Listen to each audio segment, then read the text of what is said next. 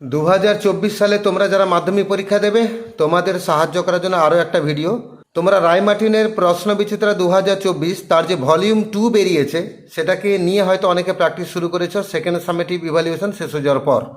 তো আমরা সেই ভলিউম 2 থেকে মডেল ধরে ধরে আলোচনা করব। সেই পেজটা হচ্ছে মডেল কোশ্চেন পেপার 4, এটা রয়েছে পেজ নাম্বার 409। একের দাগে একটা সিন প্যাসেজ দিয়েছে, তোমরা সবাই এর অর্থটা জানো, তবু একবার আমি মানে বলে দিচ্ছি, শুনে নাও। Of course there was nobody for us to play with on the Big Half Moon. অবশ্যই বিগ হাফ মুন এই দ্বীপে আমাদের সঙ্গে খেলার মতো কেউ ছিল না। We just had to make the most of each other. আমাদের একে অপরকে নিয়ে যথাসাধ্য চেষ্টা করতে হতো খেলে নেওয়ার। অ্যান্ড উই ডিড, এবং আমরা চেষ্টা করতাম। We live on the Big Half Moon island, আমরা বাস করি বিগ হাফ মুন দ্বীপে। We are father clod and I, আমরা বলতে বাবা, ক্লড এবং আমি, অ্যান্ড আন্ডারস্টার, মিমি অ্যান্ড ডিক, মোট 6 জন। It used to be only father and Claude and I, তবে আগে বাবা, ক্লড এবং আমি, আমরা 3 জন থাকতাম। It is all on account of the kite that there are more of us, তবে এখন এই ঘুড়ির কারণে আমরা এখন 6 জন আছি, বেশি জন আছি। This is what I want to tell you about, আর আজকে আমি তোমাদেরকে এই বিষয়ে বলবো।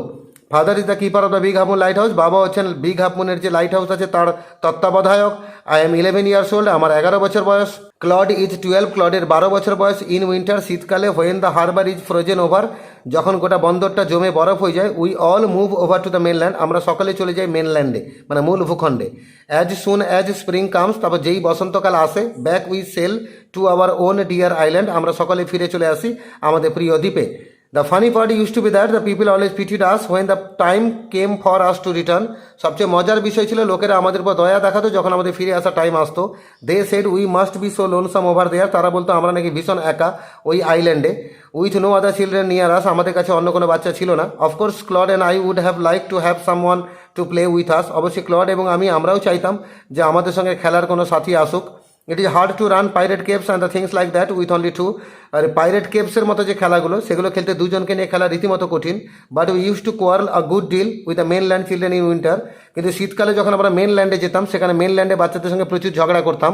So it was perhaps just as well there were none of them on the Big Half Moon, কারণ তার সম্ভবত কারণ যে ওদের মধ্যে কেউ কিন্তু আমাদের সঙ্গে বিগ হাফ মুন আইল্যান্ডে বাস করতো না। Clod and I never quarrel, তবে আমরা ভাই বোন দুজনে মিলে আমরা কিন্তু কখনো ঝগড়া করতাম না। To be sure father did not seem to have any relations except us, আরও নিশ্চিত করে বলতে গেলে বাবার কিন্তু কোনো আত্মীয় ছিল না আমাদেরকে ছাড়া। This used to puzzle Claude and me, এটা ক্লডকে এবং আমাকে অবাক করতো। Everybody on the mainland had relations, মেনল্যান্ডে সকলে আত্মীয় স্বজন ছিল। হোয়াই হ্যাড নট উই, আমাদের ছিল না কেন? Was it because we lived on an island, তার কি এটাই কারণ যে আমরা একটা আইল্যান্ডে বাস করি? We thought it would be so jolly to have an uncle and aunt and some cousins, আমরা ভাবতাম কতটা মজার হতো যদি একজন কাকু থাকতো, কাকিমা থাকতো এবং কিছু খুঁড়তুতো ভাই বোন থাকতো। Once we asked father about it, একদিন আমরা বাবাকে এই বিষয়ে জিজ্ঞেস করেছিলাম। But he looked so sorrowful that, কিন্তু বাবাকে এতটাই দুঃখিত দেখিয়েছিল যে we wished we had not, আমরা ভাবলাম আমাদের জিজ্ঞেস করা উচিত হয়নি। He said it was all his fault, বাবা শুধু বলতেন সবটা নাকি তাঁরই দোষ। Claude and I did not understand what he mean, তবে ক্লড আর আমি বুঝতে পারতাম না বাবা কী বলতে চাইতেন। এর আগে কিছু এমসিকিউ দেওয়া আছে। Life on the Big Half moon ওয়াজ, মানে বিগ হাফ মুন আইল্যান্ডের উপর জীবনটা কেমন ছিল? উত্তর হচ্ছে ভেরি লোনলি, খুবই নিঃসঙ্গ, অপশন নাম্বার 3। বি দাগে running pirate caves is difficult with only 2, এই পাইরেট কেভসের মতো খেলাগুলো খেলা দুজনকে নিয়ে রীতিমতো কঠিন। সি দাগে everybody on the mainland had relations, মেনল্যান্ডে সকলের কিন্তু আত্মীয় স্বজন ছিল। ডি দাগে উই ডিড, মানে আমরা করতাম। The phrase refers to they enjoyed themselves, যে তারা নিজেরাই এনজয় করতো। ই দাগে now on the Big Half Moon we are, এখন বিগ হাফ মুনে আমরা বলতে আমরা কতজন? উত্তর হচ্ছে 6, অপশন নাম্বার 4। বি দাগে কমপ্লিট দ্য ফলোয়িং সেন্টেন্সেস, নিচে 3খানা বাক্য দিয়েছে, কমপ্লিট করতে বলেছে। The narrator and her brother use to quarrel, লেখিকা এবং তার দাদা তারা ঝগড়া করতেন কার সঙ্গে? A good deal with the mainland children, মূল ভূখণ্ডের বাচ্চাদের সঙ্গে তারা প্রচুর ঝগড়া করতো। When the spring came the family use to, যখন বসন্তকাল আসতো পরিবার কি করতো? না use to sell back to their dear island, তারা ফিরে আসতো তাদের প্রিয় দ্বীপে। তিনি দেখে the narrator and his company lived in, বক্তা এবং তার সঙ্গরা তারা সবাই মিলে বাস করতো কোথায়? না in the Big Half Moon island, big Half moon দ্বীপে বাস করতো। সিদাকে কজ এফেক্ট দিয়েছে। প্রথমে এফেক্ট দেওয়া আছে the narrator quarrelled with the mainland children, বক্তা ঝগড়া করতেন মেনল্যান্ডে বাচ্চাদের সঙ্গে, কারণ কি? না মেনল্যান্ডে বাচ্চারা কেউ বিগ হাফ মুন আইল্যান্ডে ছিল না।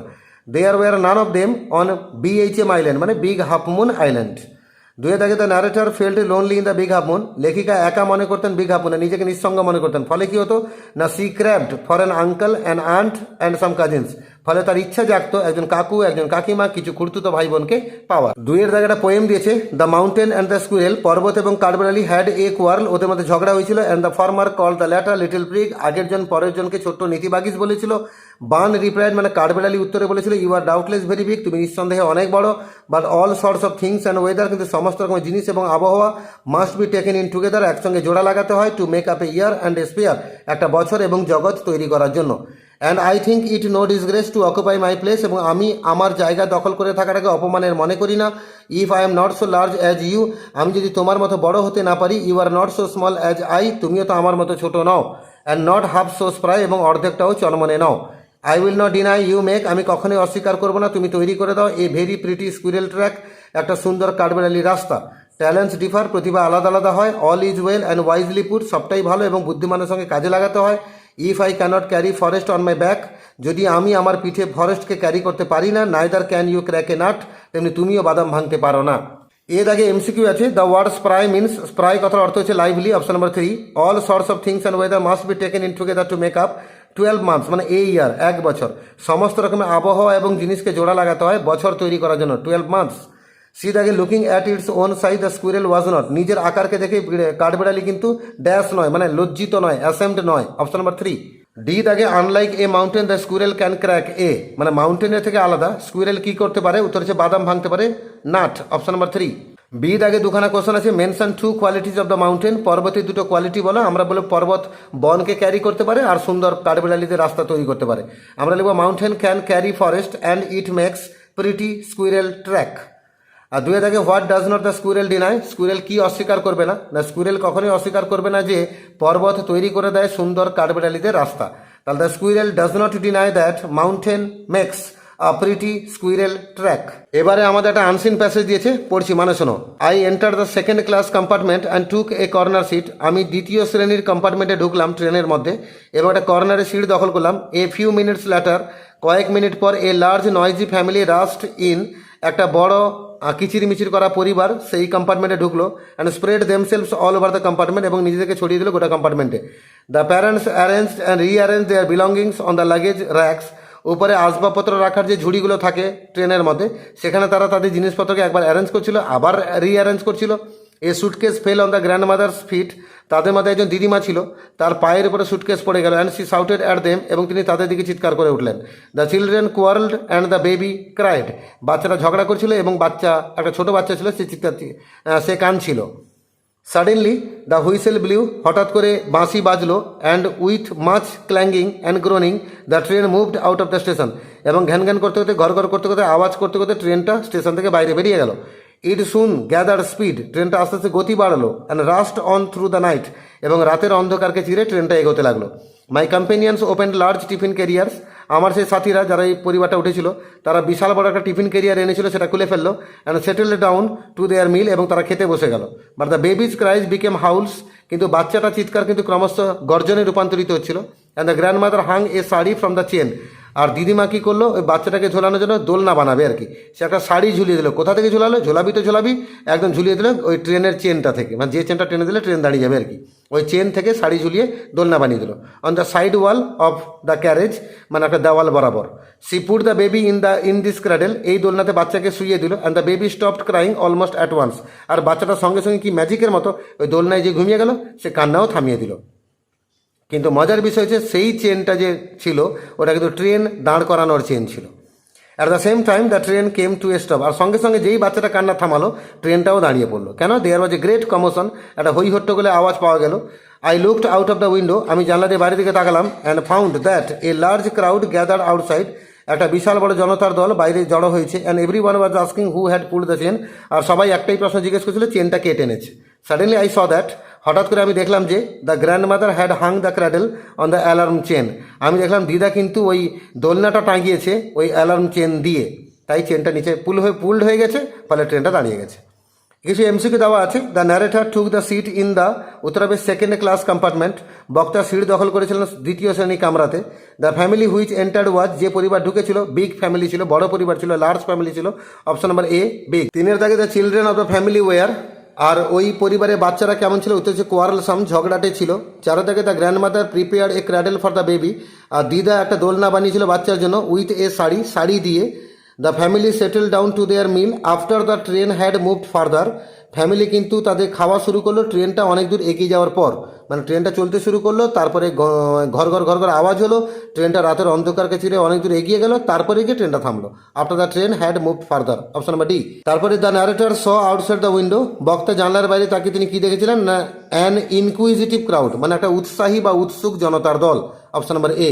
তারপরে আমাদের কিছু ট্রু ফলস আছে, টিএফ লিখবো, সঙ্গে সাপোর্টিং স্টেটমেন্ট দেবো। একের দাগে the family made a huge commotion while settling down for seats, পরিবার কিন্তু প্রচুর গন্ডগোল করছিল যখন তাদের সিট দখল করছিল, অপশন নাম্বার 2।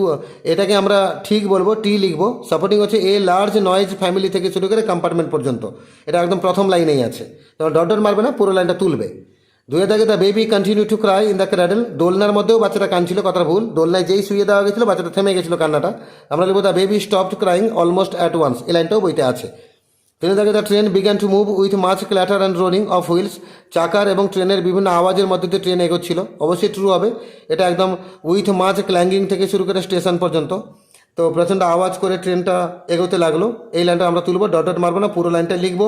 এটা রয়েছে আনসিনের পঞ্চম লাইনে আছে, 5th লাইনে আছে, উইথ মাচ ক্ল্যাঙ্গিং থেকে শুরু করে স্টেশন পর্যন্ত, পুরো তোমরা দেখে দেখে তুলবে। সি দাগে 4খানা কোশ্চেন আছে। একের দাগে why did the grandmother shout, দিদা চিৎকার করলো কেন না এ সুটকেস ফেল থেকে শুরু করে অ্যাট দেম পর্যন্ত, এটা রয়েছে 3 নম্বর লাইন আছে, a suitcase fell on the grandmother's feet and she shouted at them, a suitcase থেকে শুরু করে অ্যাট দেম পর্যন্ত হুবহু দেখে দেখে তুলবে, পুরো লাইনটা লিখবে, ডট ডট মারবে না, এটা 3 নম্বর লাইনে আছে আনসিন প্যাসেজের। 2 থেকে how did the grandmother make a cradle, দিদা কি করে দোলনা বানিয়েছিল, উত্তর হবে she hung a sari from the chain on the side wall of the carriage and made a cradle, মানে দিদা একটা শাড়ি ঝুলিয়েছিল ওই অ্যালার্ম চেন থেকে, যেটা ট্রেনের মধ্যে সাইড ওয়ালে ছিল, এবং সেখান থেকে সে দোলনা বানিয়েছিল। 3 দাগে আছে what 2 things stopped almost at the same time, একই সময় কোন দুটো জিনিস বন্ধ হয়ে গেছিলো, উত্তর হচ্ছে the child's crying and the train stopped at the same time, বাচ্চাটা কান্না এবং খুদ ট্রেনটা, এটা কিন্তু একসঙ্গে থেমে গেছিলো। আর 4 দাগে why did the train stop, ট্রেনটা থেমে গেছিলো কেন না the train stopped because grandmother pulled the chain by hanging a sari from it, ট্রেনটা থেমে গেছিলো কারণ দিদা একটা চেন টেনে দিয়েছিল ওখানে শাড়ি ঝুলিয়ে দোলনা বানানোর জন্য। এবার আমরা গ্রামার পোর্শনে যাব। প্রথমে 4 দাগে সঠিক অপশানটাগুলোকে বেছে নিয়ে আমরা শূন্যস্থাপন করব। Google began in January 1996 as a research project by Larry Page and Sergey Brin when they were both PhD students. The domain name for Google was registered on September 15, 1997। তোমরা যে গুগল নিয়ে এত ঘাটাঘাটি করো না, এই গুগলটা কিন্তু খুব বেশি পুরানো হয়নি, 1996 সালে এর প্রতিষ্ঠা। কে বানিয়েছিল? 2জন স্টুডেন্ট বানিয়েছিল, 2জন স্টুডেন্টের নাম দেওয়া আছে, এরা পিএইচডি স্টুডেন্ট, তাদের হাত ধরে গুগলের যাত্রা শুরু 1996 থেকে আজকে 2023, মানে মাঝখানে 27টা বছর কেটে গেছে। আর এই 27 বছর, মাত্র 27 বছরে গুগল আজকে কোথা থেকে কোথায় পৌঁছে গেছে। 5 এ দাগে fill in the blanks with appropriate articles and preposition, article preposition দিয়ে শূন্যস্থাপন করতে হবে। In the evening they would sit together at the dining table and rearrange the stamps, he had an album for each country. B দাগে do as directed দেওয়া আছে, 3খানা grammar আছে। The book is lost my uncle gave it to me, বইটা হারিয়ে গেছে আমার কাকু এটা আমাকে দিয়েছিলেন।